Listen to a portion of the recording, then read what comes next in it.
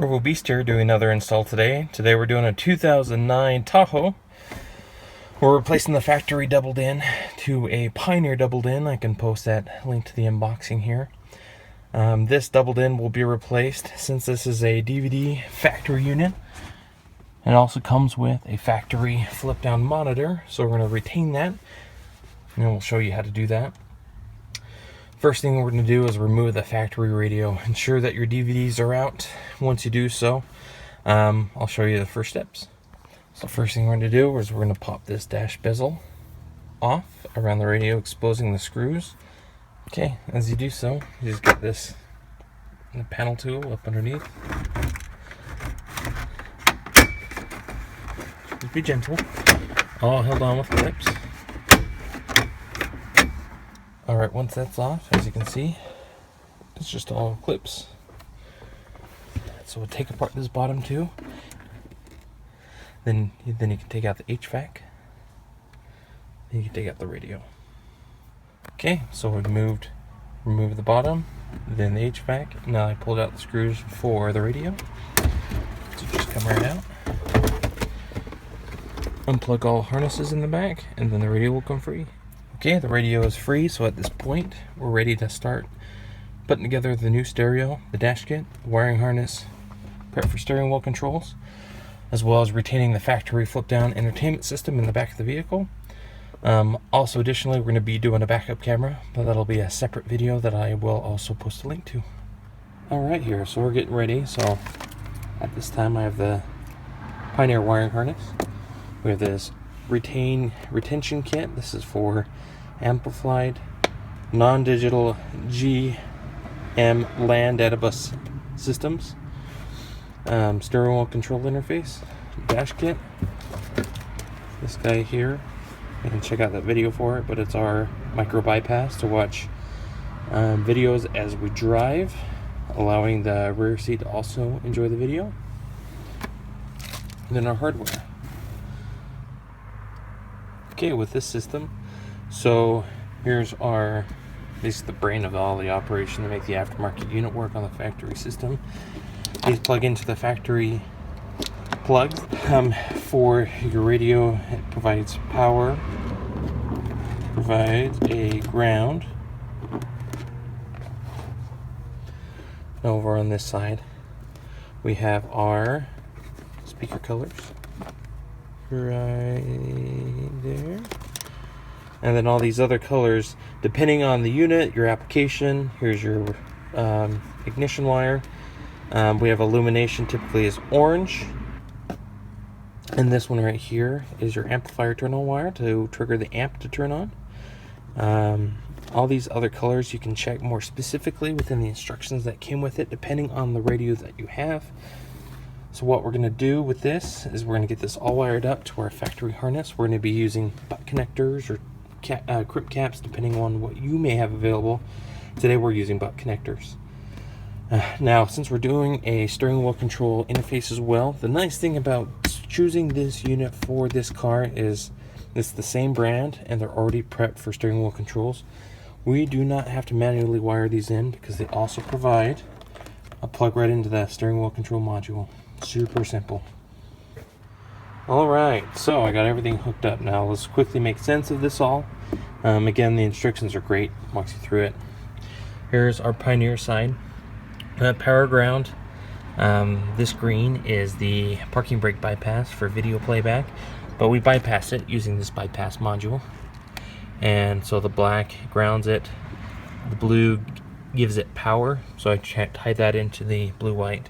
And then the green goes to our Pioneer. So that bypasses the parking brake, so you can move. Mute. The mute wire goes into this brown wire, into this unit. Orange and white matches up with orange and white, which is your illumination. Now, yeah, and everything else is basically matching colors. Nothing more specific on the Pioneer side. ASWC1 side, this is still all one piece. I haven't opened the steering wheel control box yet, but this will plug right into that module, so there's no extra wiring needed.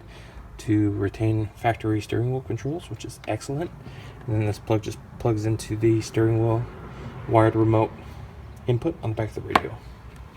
Now obviously I'm going to make this real clean. I got some zip ties here.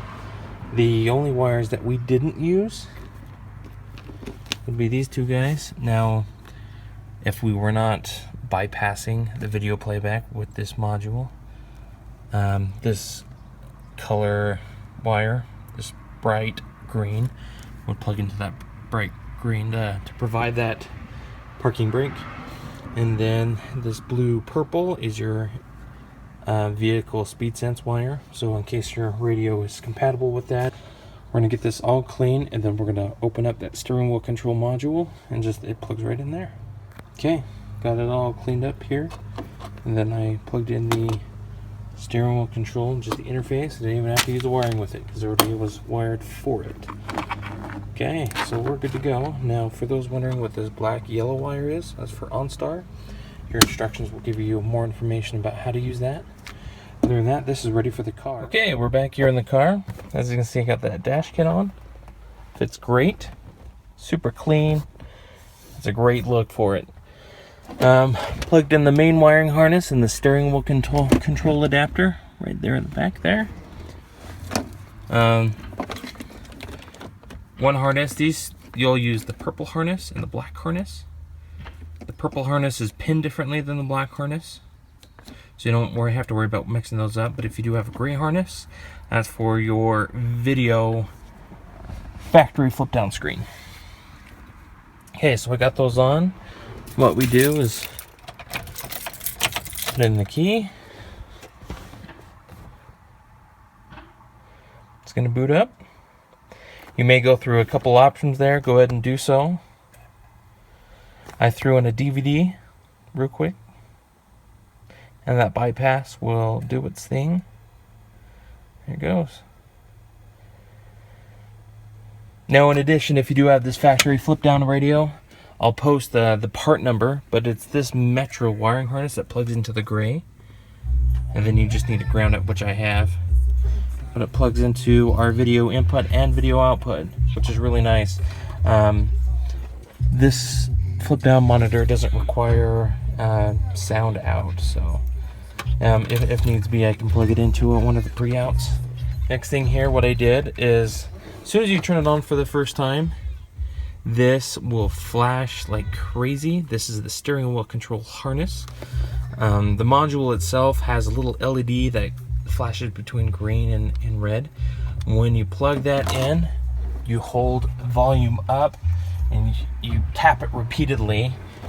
Once it stops flashing, it'll go solid, and then it turns off. And at this point, it may take a couple tries, but using, sorry, kind of a weird angle, sure enough it works. Okay, so we got wiring harnesses, everything works. We're watching Despicable Me, and it's also on the screen. How cool is that? All factory retention. So before we start buttoning this thing up here, I will post a link to my backup camera video, but basically we just have to run the video cable from the radio all the way to the rear of the vehicle. If you had a factory backup camera, you'd use this harness, but unfortunately this vehicle does not. So check out that video. I'll post a link here, but I'm going to get that wired. I'm going to put the stereo back into the cavity here and start cleaning things up. Now before we totally finish things, we got to put an aux/USB adapter in, which is this piece here. It's just a relocation kit. I'll show you what that looks like once it's in the car. Alright, so there's my little aux USB mod. I got this off of Amazon, just a aux USB flush mount adapter. I took out the cigarette lighter, and that fits in perfectly. Now the other end of these, if we can grab them here for you. It's an aux and USB, and that plugs into the back of the unit. Pretty cool. This would be necessary if these plugs were on the front of the radio, but in the circumstance, we did a little cool factory integration. And the last thing here before we button up the radio, we got our mic wire, because we have Bluetooth here, and I just fished it through the dash so it's up underneath. And I'm going to securely tie it up underneath the dash so it does not get in the way of the pedals. And then here's a little mic here. So I'm going to work it up behind the factory seal, the cable itself. And I'm going to perch it right here on the 8 pillar, right on the cover here, so it can hear you well, but it's not in the way.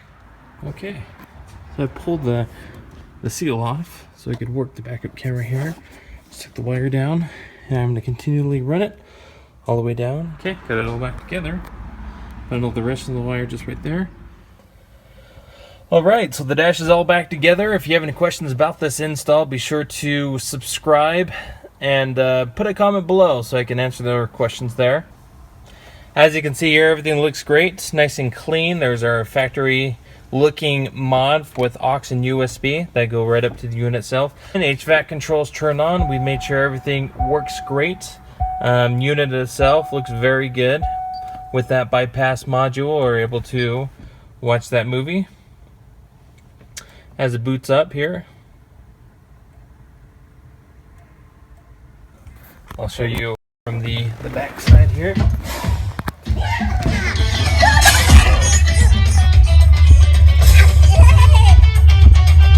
Pretty cool.